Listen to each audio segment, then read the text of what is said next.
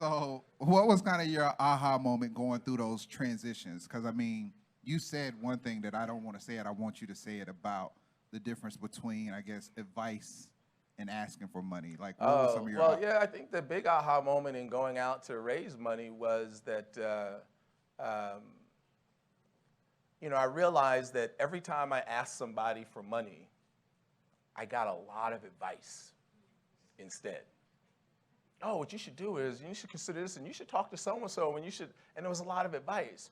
And so I flipped it, and I started asking people for advice, and I got money. So I would call somebody up, and it's like, man, I need to pick your brains on something. I'm working on this project, and I just want to pick your brain. And I would just spend time before meeting the person. What advice am I seeking from them? Because you can get advice from, if they're a smart person and somebody you know, there's something they can advise you on. I would like frame it around the advice.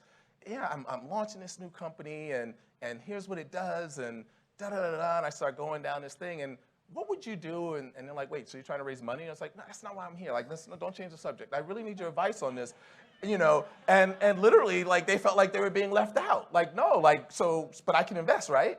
And that's how I raised $2.25 million, asking people for advice. So stop asking people for, it's kind of like, trying to get somebody to follow you on Instagram, right?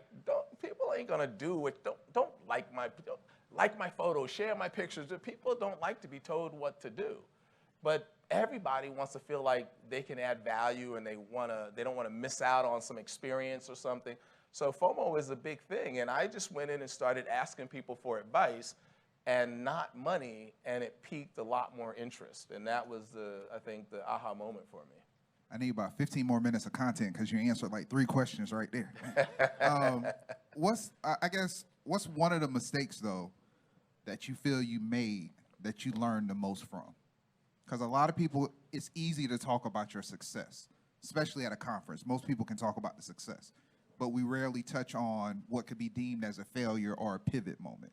So while building this new company, what do you think was one of the biggest lessons you learned from either a mistake or just either a missed opportunity? Yeah, so I don't know if it's a mistake yet.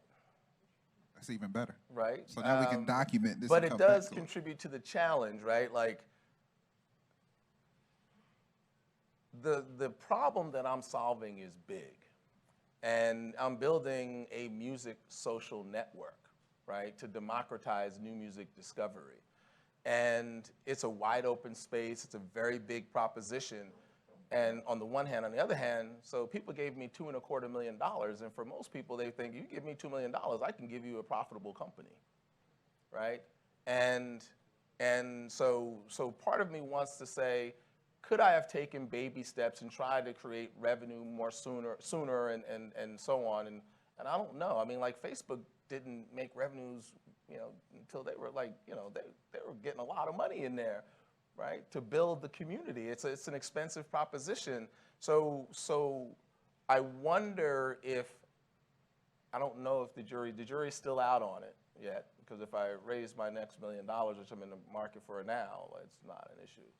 I mean, I think in this room, we would say the jury is already that you're successful because you already have the ambition to try, because enough people have forgiveness of failure and they're still deemed successful. Right. So I don't think you have to wait for that jury. I think in here, right, if we had to judge it right now, we would go ahead and deem it successful, correct? You've raised the money. You've already accomplished what most people can't accomplish. Yeah, but we broke now, man. I need another, It's like, you can fall real fast. But you know what? At least you got to chase the dream. Yeah, you're most right people, about that. most people are here not even willing to chase the dream. They get scared before they chase the dream. A lot of my friends tell me, they said, man, I'm 58 years old, and I left my company. You're what? Yeah. Nah. Yeah, I'm an old man. Yeah, man. Young heart, boy. That's yeah. Right.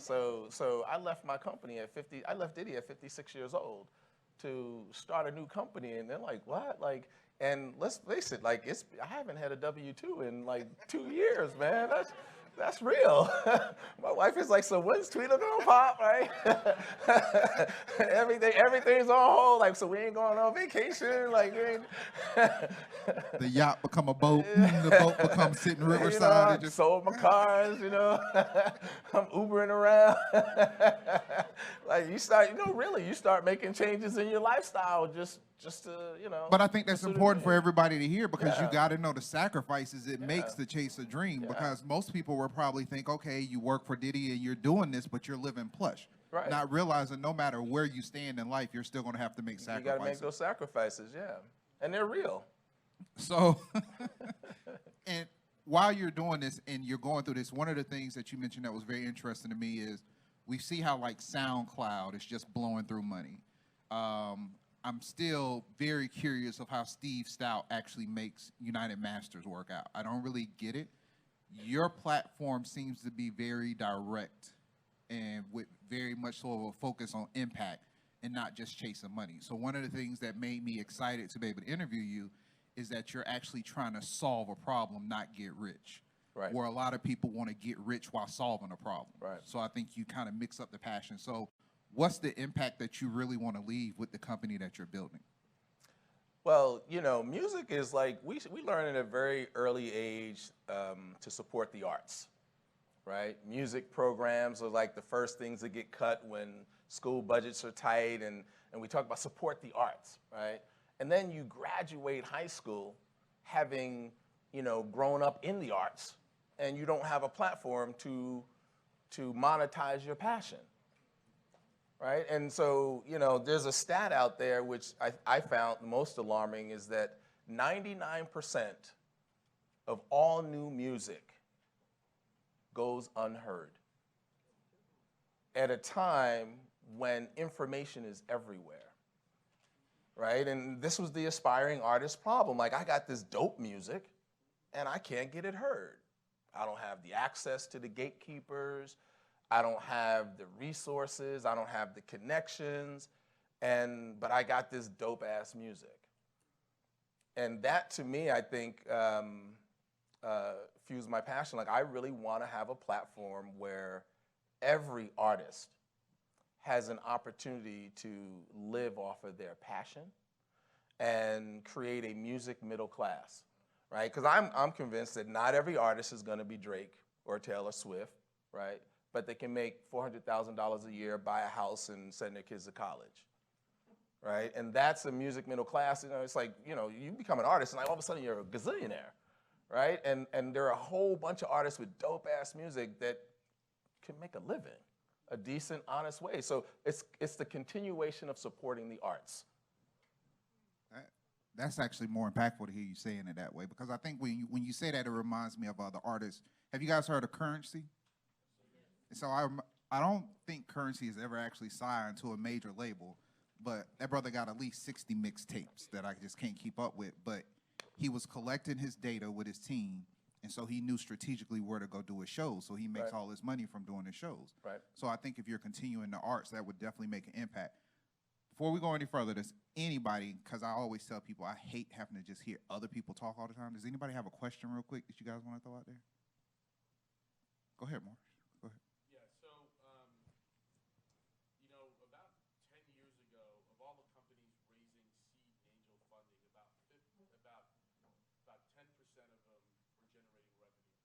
So 90% of them was just a team and a dream. Today, that number is closer to 55, 60% generating revenue at angel and seed rounds.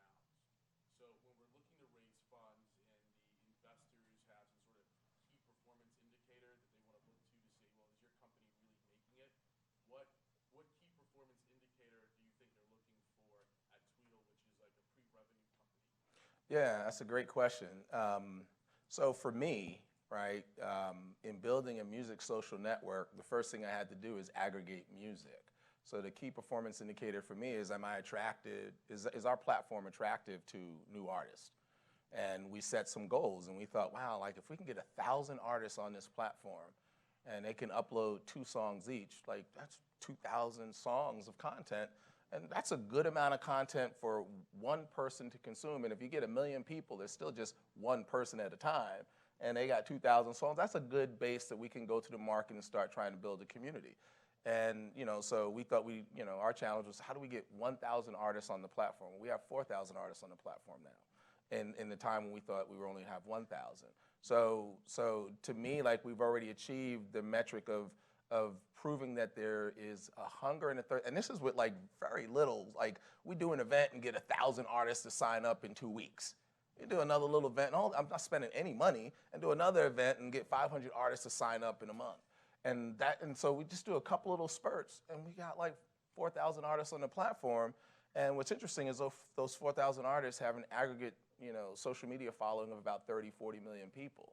And that's our low-hanging fruit because, the people follow the music, right? And so our plan is, as the next stage, is to build out the social media aspects of it. So we focused on, let's prove out the music experience first, and then go out and appeal to the masses. So that's how we looked at it. So I'm gonna get one more. There's about 20 people in here right now that has an idea, and they feel the space is too big or the space is too carved out for them to get in and be a part of the space. So when you start, you have Pandora, Spotify. They're now allowing independent artists to upload music. So without actually going into the business plan, because I think sometimes we hear business plans, but we don't hear internal feelings and emotions that it takes to be a founder. So you're going into this competitive space.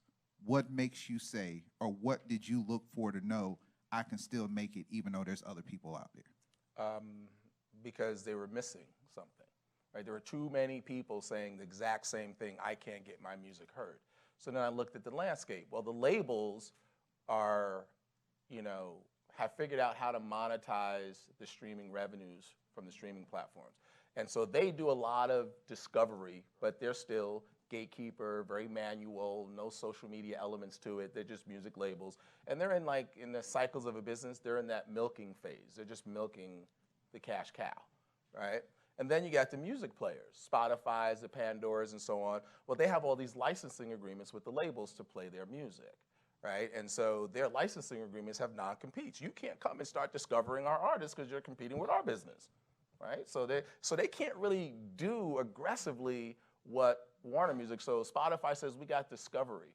You're discovering most of the time an established artist that you just haven't heard before. You're not discovering that new artist, right? And so you like Drake, so maybe you might like Future. Wow, I never heard of Future. It's that kind of thing. And they're programmed to stream the songs of the most popular artists. So when I looked at the landscape, well, the labels are up here doing discovery, but they're not really doing social networking. The music players are not, so they're like listening devices, and they can't really do discovery by contract and legalities. And then you got the social networking platforms like Instagram, Facebook, and YouTube nibbling around the edges opportunistically, saying we can help you with music discovery because people are putting their music there, right? And so you have this big old space, and it's really about how you define your marketplace positioning. Where are you fitting? And so in that music social networking space, for new discovery, there is nobody. So it's really about carving out the niche and understanding where you sit in a crowded field. Understanding the niche in a field. Right. And while still understanding the total landscape of the field itself. Right. Okay, go ahead.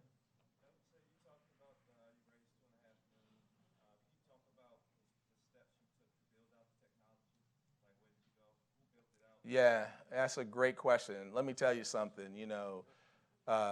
technology is hard stuff. I had never built an app before, right? That was the first step we took, was to build a music app. And you can download it. It's TWEEDL, T-W-E-E-D-L.